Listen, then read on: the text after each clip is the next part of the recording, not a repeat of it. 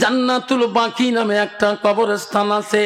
ওই কবরস্থানের দিকে আয়েশা একবার তাকিয়া দেখে, দেখে রে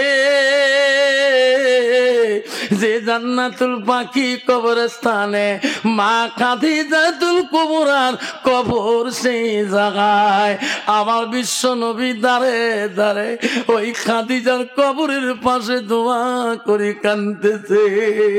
আয়েশা বলি রে কোথায় জান্নাতুল বাকি কবরস্থান, আমার রাসূল কোথায় আছে গো? মা বোনেরা, আমার সোনাস্থান মা বোনেরা গো, বিশ্ব নবী রাসূলুল্লাহ বাড়ির দিকে চলে আসলেন। আসিয়া দেখে বিবিরা সবাই কাজের মধ্যে ব্যস্ত হয়ে আছে। একজন বিবি কোনো কাজ করে না, একাই বসে আছে। রাসূল বলল, ও বিবি রে, সবাই বাড়ির কাজ করে, তুমি কেন কাজ করো না? কন্ত বাবা, যার একটা বউ আছে, যার দুইটা বউ আছে, তোমরা শুনে কন রহিমীদের কি সুখ হলে বাপ কে বাবরে নিকে করি দুইটা বউ হল, একজন মাথা টেপে একজন ঠ্যাং টেপে। রহিমদি পুষ করি দেহি বাড়ি আসবে সাহস পায় না। ঠিক না ঠিক? বাড়ি না যাস কেড়ে ভাই রে, কোন দিকে করে করুন ভাই? এলা আমার কাল রাত ঘুমিয়ে খাবে কে? একজন বেহি ধরিয়েছে, একজন দা ধরিয়েছে, শান্তি আছে। হ্যাঁ, বিশ্ব নবী রাসূল বলল, আয়েশা সবাই কাজে ব্যস্ত ব্যস্ত, তুমি কেন কাজ করো না এখনো? এই সংসারে দায়িত্বটা তো তোর আয়েশা রে। আয়েশা তুমি এখনো কেন কাজ করো না? হযরতে মায়েশা আম্মাজান বলছে, হুজুর আমি প্রতিদিন কাজের মধ্যে ব্যস্ত থাকি, আজকের দিনটা আমি কাজ করি নাই তোমার অপেক্ষায়। নবী বলল, কিসের অপেক্ষায়? নবী গো, আজকে আমার আয়েশার মনটা চায় আমার হাত দুইটা দিয়ে আমি আজকে তোমার কাছে কাজটা চাই কি, আমার হাত দুইটা দিয়ে তোমার আমি গোসল করি দেওয়া কাজটা চাই। জোরে কোন সুবহানাল্লাহ। নবী বলছে, আয়েশা আমাকে তুই গোসল করে দিবি, তোকে ভালো লাগবে? হ্যাঁ গো নবী, আমাকে বড় ভালো লাগবে। নবী বলে, আয়েশা রে তোকে যদি ভালো লাগে আমি নবী বারণ করতেও পারি না। কন্ত বাবা, বর্তমান যুগের নারী স্বামী যদি বাড়িতে কোনোদিন যদি কয়, বিবি রে সারাদিন অফিসের ব্যস্ত আছেন, পিঠি খালি চুলকে বলে বোঝা দলা হয়েছে নি, একটু ঘষি দেব নাকি? ঘষা তো দূরের কথা, বিবির একটু পানি শুকিয়ে দেব নাকি? হায় রে বিবি এমন করাঞ্জলি বিবি রে বাপ, স্বামী গেলে একদম নারী আছে রে বাবা, মাগুর মাছের মতো গুদগুদায়।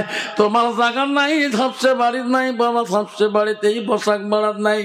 কত নারী আছে রে, স্বামী গেলে তার জ্বালাতে বাড়ি থাকতে পায় না।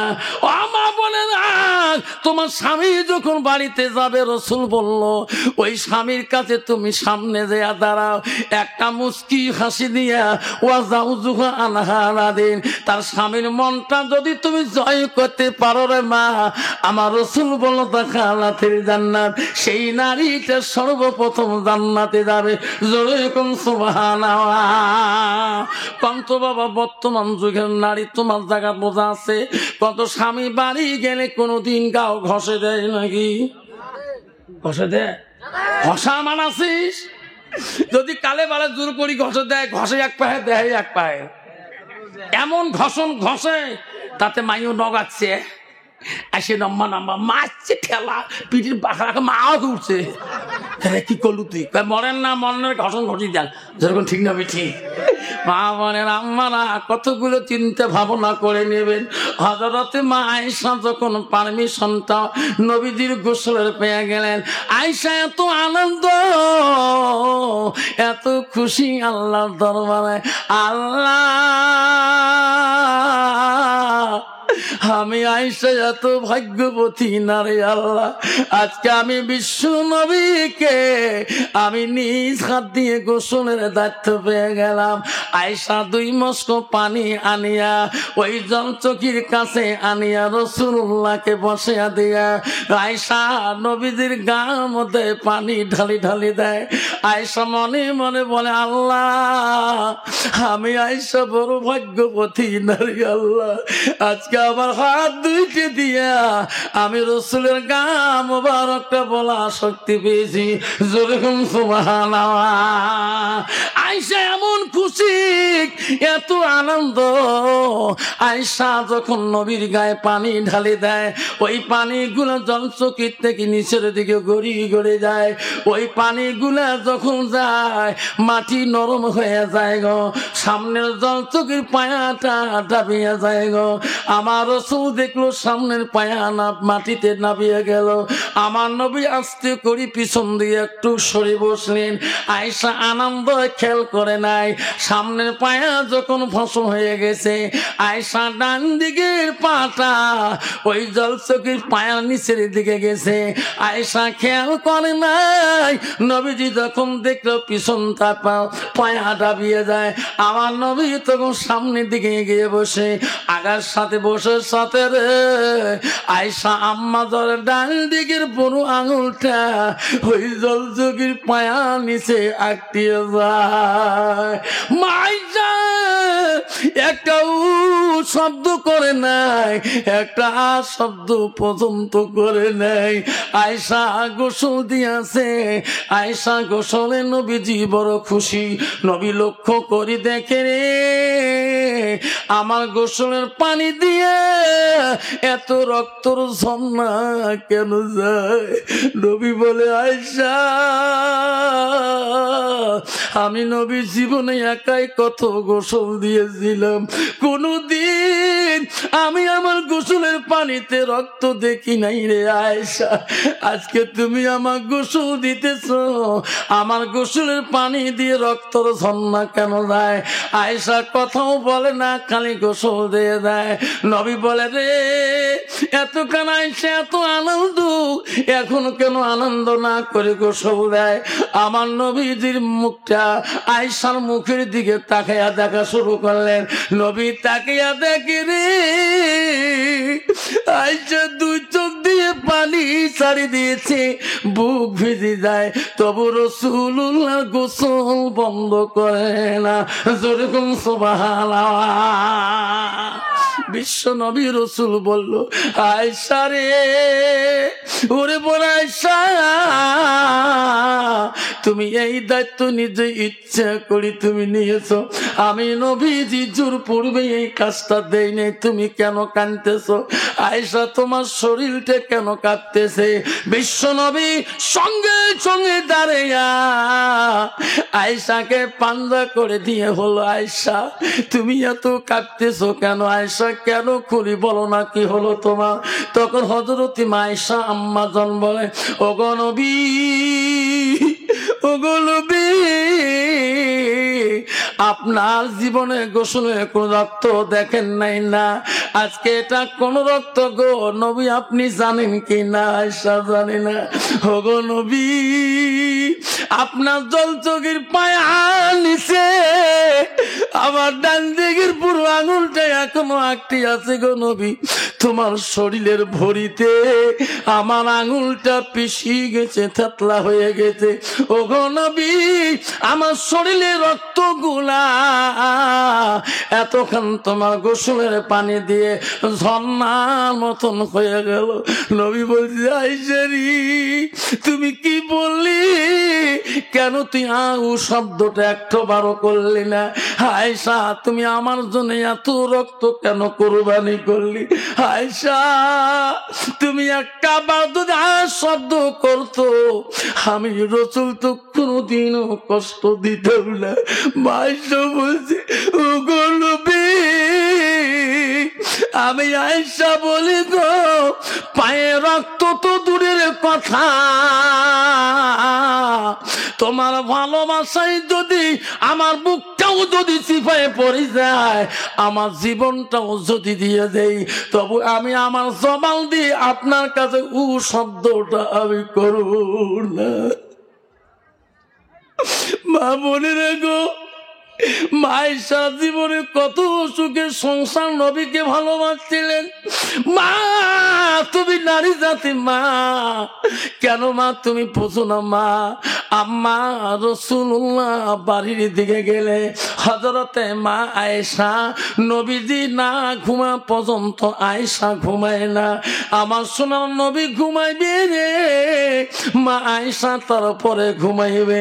মা বাড়িতে যে কিতাব তাফসীর গুলো খুলে দেখবেন, মা আয়েশা দেখলো নবীজি ঘুমিয়ে গেল, আয়েশা তারপরে ঘুমাইবে। আয়েশা ঘুমিয়ে গেল, কিতাবে আছে ওই দিন নবীর ঘরে মোম লাগা ছিল গো, ফল ফলা আলো হয়ে আছে। আয়েশা নবীকে এত ভালোবাসে, নবীজি ঘুমাইলে আয়েশা ঘুমিয়ে যাবে।